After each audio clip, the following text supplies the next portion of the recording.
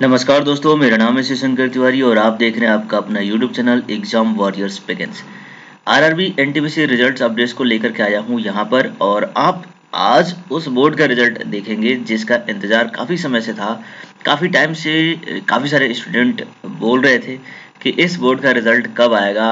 आखिर वो जो इंतज़ार है अब ख़त्म हो चुका है और ये बोर्ड्स का रिज़ल्ट अब आ चुका है। दो आरआरबीज़ के आज बोर्ड का रिज़ल्ट आया है, तो उन बोर्ड्स के रिज़ल्ट के बारे में आज को बताएंगे।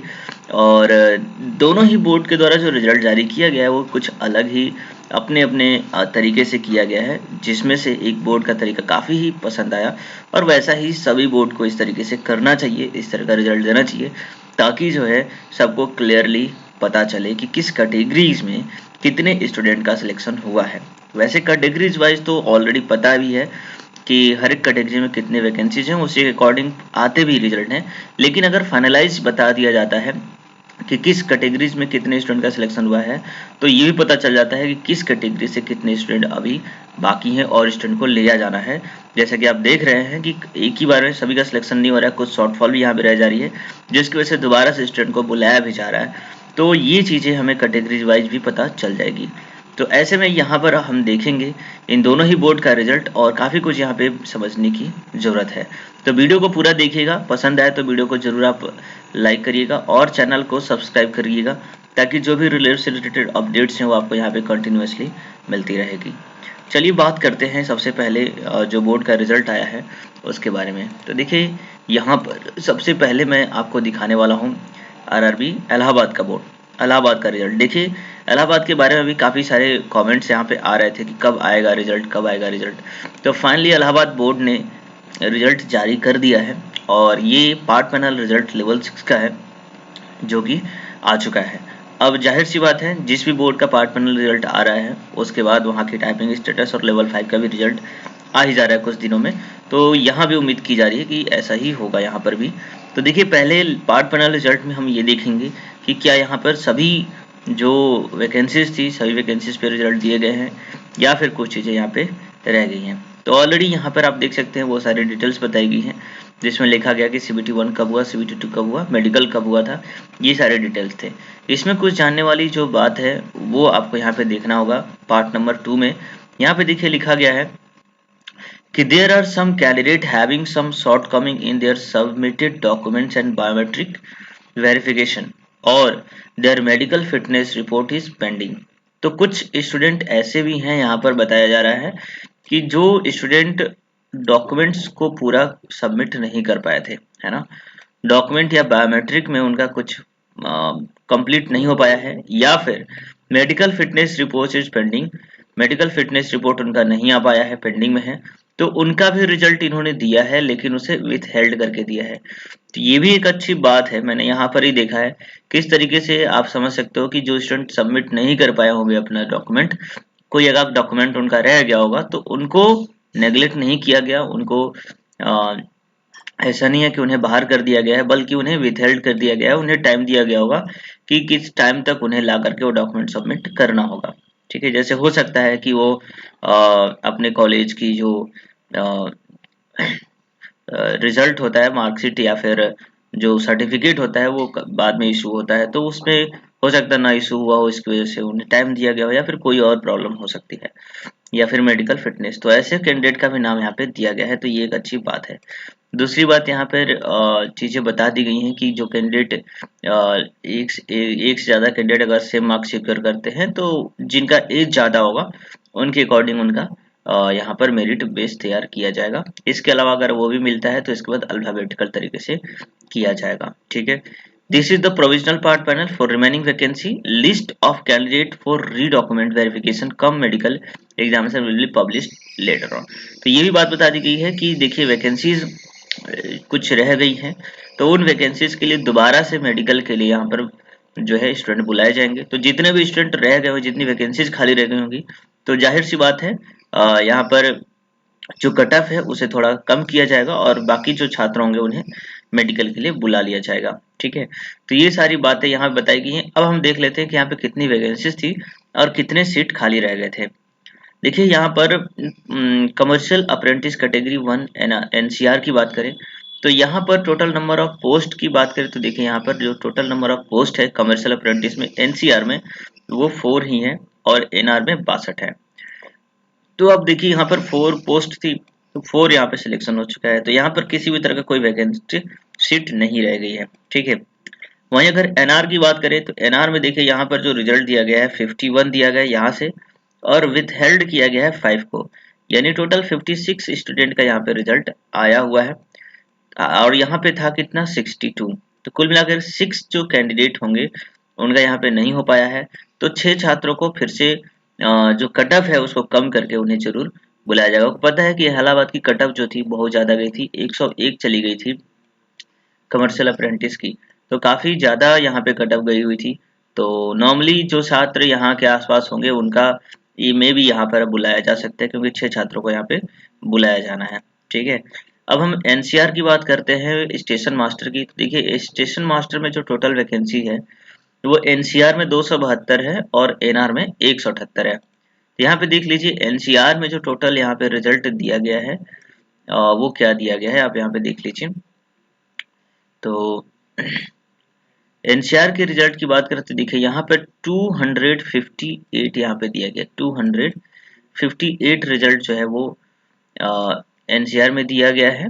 और इसके अलावा विथहेल्ड कैंडिडेट जो है वो 41 है, 14 है। तो इनको ऐड अगर करें तो आप देखो कितना होता है 12, 7 और 2, यानी कि 272 यानी कि यहाँ पर स्टेशन मास्टर में किसी नई वैकेंसीज की बात नहीं है, मतलब यहाँ पर विथहेल्ड कैंडिडेट कर दिए गए हैं। तो मोस्ट प्रोबेबली ये स्टूडेंट अपना डॉक्यूमेंट लेकर के जाएंगे तो इनका हो ही जाएगा। अगर इनमें से कोई ऐसा जो डॉक्यूमेंट का रिक्वायरमेंट है वो नहीं कर पाता है तो ही दोबारा से यहाँ पर लिस्ट जारी होगी। तो यहाँ पर तो बहुत कम चांस है कि डिक्रीज होगा कट ऑफ और दोबारा छात्रों को बुलाया जाएगा।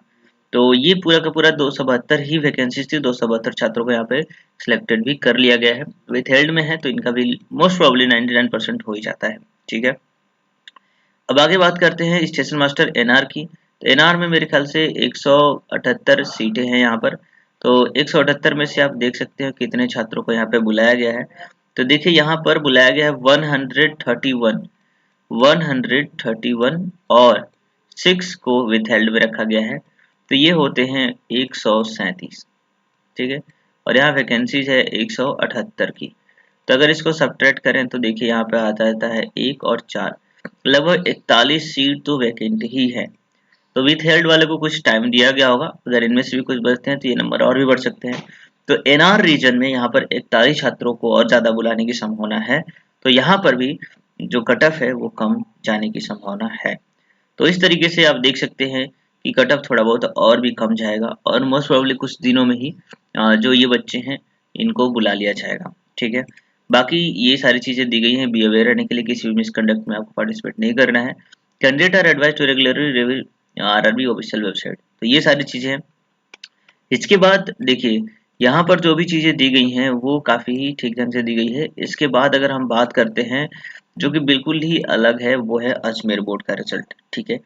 अब आरआरबी अजमेर बोर्ड के रिजल्ट में एक चीज़ बिल्कुल ही डिफरेंट दिया गया है, वो है कैटेगरी वाइज। तो देखिए उसको भी देख लेते हैं। यहाँ पर आप देख लीजिए कि ये रिजल्ट आया हुआ है जिसमें ये बता दिया गया कि CBT1 कब हुआ, CBT2 कब हुआ और जो भी मेडिकल वगैरह था वो कब हुआ।